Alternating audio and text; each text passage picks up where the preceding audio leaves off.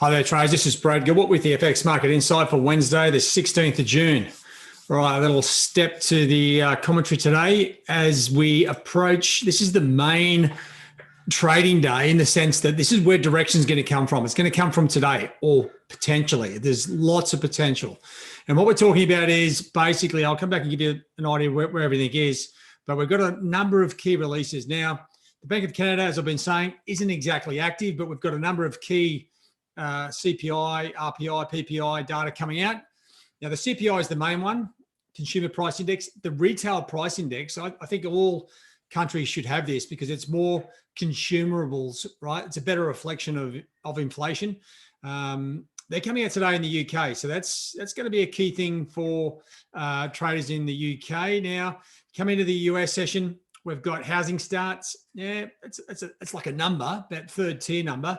But we've got some more interesting stuff coming out. Canadian inflation data, obviously very important. The Bank of Canada has been talking about bringing forward their forward guidance, or they have done that. So that will have a direct impact on that. Then we've got the Fed, whoops, the pen's gone a bit wonky, Fed funds target rate, right? We've got the FOMC meeting. Now, this is huge. No change in rates expected, but plenty of anticipation around any change of commentary or statement from these guys. So this is where everything is hinging on this, right? Because a change in the sentiment from them last month saying we've got to be nimble, which is a little bit of a change from we're not going to do anything for another couple of years, 2 or 3 years.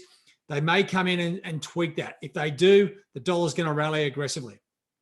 So it's all hinging on the Fed fund, let's just call it what it is, the FOMC meeting. So with that, right, there's a huge amount of anticipation across the board. Now, equities slightly off during that US session. Check out the US equity futures leading into the day. No movement and mixed, right? Same with the currencies. There's no dramatic moves. Same with the treasuries. Everything is hinging on this, all financial markets, right? So when you look at the dollar index, well, it's up, but we're just cruising sideways as the market waits for that clear data. And if you look at the hourly charts, right? Now, I've updated my charts here. These are Metastock charts, but they come from TradingView. They're a bit more functional. If you're looking for those and you've got Metastock, look up, go up to the top here, type in financial charts, and you'll find where they live. All right. So just having a look here, right? Dollar index up, yeah, sideways. Look at the barroom brawl here in the Swiss. Dollar yen still looks to go to the top side. Dollar CAD pushing top side despite oil going to $72. Something's got to give there, right? Either dollar CAD runs out of steam and starts moving lower, or oil starts to fall. But that's a big mismatch with oil going up and dollar CAD going one way. Now, we've seen the little breakaway move here in euro, almost a great level here in the high 40s to be getting short back towards this resistance line. But euro is now trading sideways. Let me just clear the screen here. These things have broken down and they are trading heavy, right? Which means they want to go lower, but they won't go lower until we get the answers from the FOMC, right? There's going to be a lot of volatility around that release. When central bank meetings are undecided as to what they're going to do with rates, it becomes a convoluted event. So don't think trading is going to be easy. There's going to be a lot of releases out of the statement, potential comments as well. It's a bit of a nuisance, but you know what? A couple of minutes in, we should start to see, as the cloud clears, we should start to see what's going on. Now, what I want to show you here is, if you just have a look across, these are all hourly charts, right? And you can see like a euro's broken down and it's trying to find some ground. You've got sterling here, Aussie and Kiwi, all sort of messing around here with short-term trend lines. Now, you sometimes can't see the forest for the trees with the hourly charts, right? So what you need to do is, if I just come back, I'll come back to the global markets in a sec, come back to the daily charts, and I'm finding some very interesting things, right? So euro, if you look at euro, it's sort of been banging in a big range for some time, but the devil is in the detail. There's some pairs here, right? These are all daily charts, CAD, sterling, Aussie and Kiwi, there's some key pivot points here, or pivot lines, whatever you like to call them. Now, check out sterling, first of all, if I just clear the screen. Okay, you've got this one here at 140.08, these yellow lines, okay? It's every time it goes above or below, it struggles to get back above. So this is going to act as, like, we've got a bit of a short-term, not a short-term, a long-term support line, which has sort of just been tweaking, but we've got this pivot line.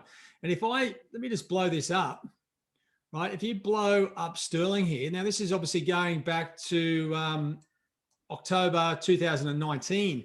Check out this. This is a solid trend line, plenty of touches, and it's almost breaking down. Now, the vaccine story in the UK isn't so gorgeous, right? 77% of UK people are vaccinated, and still the infection rate is going through the roof. Either tells me that the vaccine doesn't work, or there's like something's wrong there, right? And the whole sterling positive story has been around the positive euphoria of the vaccines and the economic growth that's going to come out of the UK coming out of lockdown. Well, to me, it's a mess, and this thing could collapse. So looking for levels to get in, 140.08 or 140, the figure could be a key pivot level if you are looking for an entry, right? We get positive comments out of the Fed. This thing's ready to collapse is basically what I'm saying.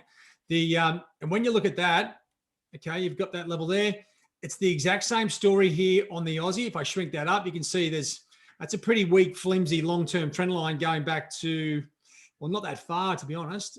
But once again, we've got this key pivot line at 75.30, and the same thing here with the Kiwi, very similar to sterling at 70.98. So keep an eye on these levels, and also the same for dollar CAD at 122.02. Those horizontal pivot lines are in yellow, right? Now, the euro doesn't have as clear a setup as sterling, Aussie, Kiwi, and CAD, right? Dollar yen's sort of set up to go either way. Top side looks like the best direction. Once again, we need the Fed to come in and go, you know what? We need to do something with interest rates, and we're keeping a close eye on things. None of this nimble crap. We want some clearer direction. Dollar Swiss, well, I'll tell you what, dollar Swiss is probably one of the pairs.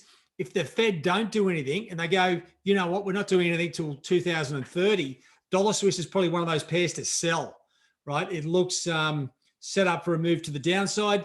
The dollar index, well, it's like dollar Swiss. It's begging out for some answers, and that's what we need from the Fed.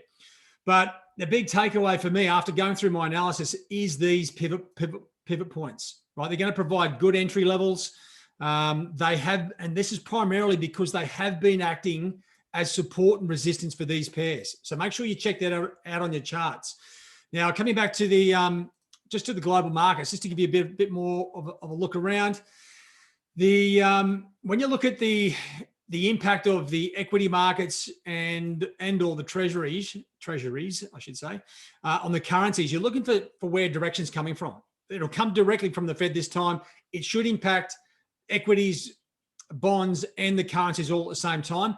And then you can come back through over here, look at the currency relative strength, and see what is happening, what the US dollar is doing against all pairs. It should be very clear, right? And if we are getting a uniform answer and the market understands what the Fed's doing, you'll notice it here in the currency relative strength, because the US dollar will be going up or down against all pairs, right? If it does, you know the market has got it right, and then you can go and fine tune your execution on which instrument you're looking for. Don't just trade your favorite here, right? It's about finding the pair that either hasn't moved, has got trend lines. Once we have direction, we can go and find that. Equity markets, well, these are going to be somewhere different tomorrow if we do get something out of the Fed. I'll just let that page sort of load. And global bonds, I should have preloaded those, see if they come back up. But that's where we are, right? And if you're not familiar with what's going on and the connection between the intra markets, well, now's the time to get really tuned up, because this is the biggest event in the financial markets every 6 weeks, every 4 to 6 weeks. So make sure you wait for the opportunity. You see the data that is coming out. You get an idea of what's happening. Now you can go to the Fed website, Federal Reserve website, and the The announcement is released at the same time. Of course, it'll come straight up here on Metastock as well. But you really need to see the statement, right? And when you're looking for the statement, if you're looking on one of your information pages, it'll just be updates, or headlines. You need to find out what they're doing, if there's been any changes, and go from there. Now, the markets may move while you're looking at that. That's fine, right? Don't get all bent out of shape on that, because the main part of trading this, it isn't just trading for the next couple of minutes. It's for the next month, right? And just having a look here, there's a bit of a, if anything, support line building across the bottom here. Just get my levels. What I want to do is make sure I've got all technical levels ticked off, right? So if I see anything else happening, I mean, you could almost draw one up there, but it's a little bit too short term for my liking, but I'll draw it in just to see what it looks like, and then I can make it that assessment.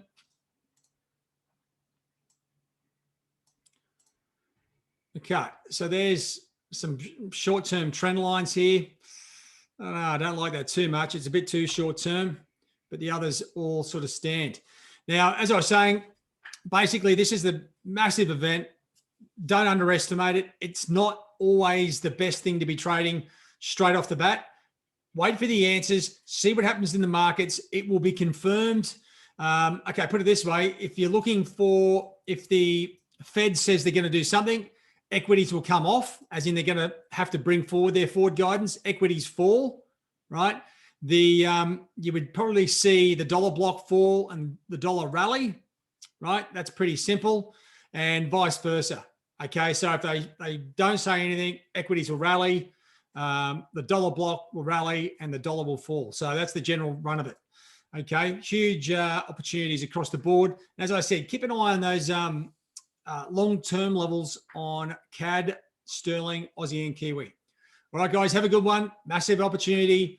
Make sure you're geared up, get your charts organized, and make sure you think through the possible execution if certain events happen, because trying to think about that and do it at the same time as the release is problematic. You need to plan this before the event. Which pairs you could potentially be buying and which pairs you could be selling, depending on what the Fed outcome is. Good luck, guys. All the best.